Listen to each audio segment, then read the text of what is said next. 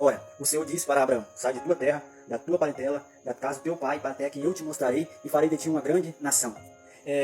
Quando Abraão recebeu o chamado de Deus, em Gênesis no capítulo 12, versículo 1, que Abraão tinha por nome ainda de Abrão, aí logo depois, no capítulo 17, que Deus muda o nome dele para Abraão, esse homem chamado Abraão estava com 75 anos de idade, não tinha filhos.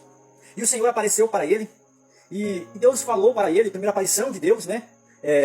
O primeiro engajamento de Deus para com ele, o Senhor já passou instrução para ele. Deus já instruiu ele para que, qual que foi a instrução de Deus? A ordem de Deus, para que ele saísse da terra onde ele vivia, da casa do seu pai, e da tua parentela para uma terra que o Senhor ia te mostrar para ele. Deus, ele chama Abraão, ele aparece para Abraão, e logo o Senhor já passa para ele essa grande missão, uma grande responsabilidade para Abraão. Um homem que tinha mulher, um homem que tinha essa responsabilidade, né? Ele teve que sair para uma terra que ele não sabia para bem certo. E Abraão, a Bíblia fala que Abraão creu, né? Naquilo que Deus falou para ele. Muitas das vezes, Deus pede algo para nós. Deus está falando, sai da tua parentela, ou seja, porque o que Deus tinha para com Abraão não era ali, não era naquela terra, não era naquele lugar, não era com eles. Porque Deus fez promessa para Abraão. Poderia que Abraão contasse para um deles e eles não acreditavam, eles poderiam ficar incrédulos, não acreditar naquilo que Deus tinha para com ele. Poderia atrapalhar o plano de Deus, o processo de Deus para com Abraão e para com Sara. E Deus fala, não, o que eu tenho para você não é ir, é em outro lugar. Se quer ser abençoado, segue a minha ordem, Abraão. Tu vai prosperar, farei de ti uma grande nação, engrandecerei teu nome. E de todas as famílias serão benditas. Né? Então, muitas das vezes Deus está falando, não é ir para o seu lugar. Deus está falando, não é ir, você está teimando, você está insistindo em algo que Deus já falou que não é.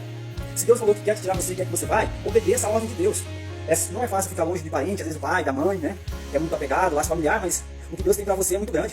Deus abençoou, honrou Abraão grandemente, né? Um homem que deixa, né, sua terra ali, né? E já está estabilizado no lugar, e ele sai para um lugar que ele não sabia, certo?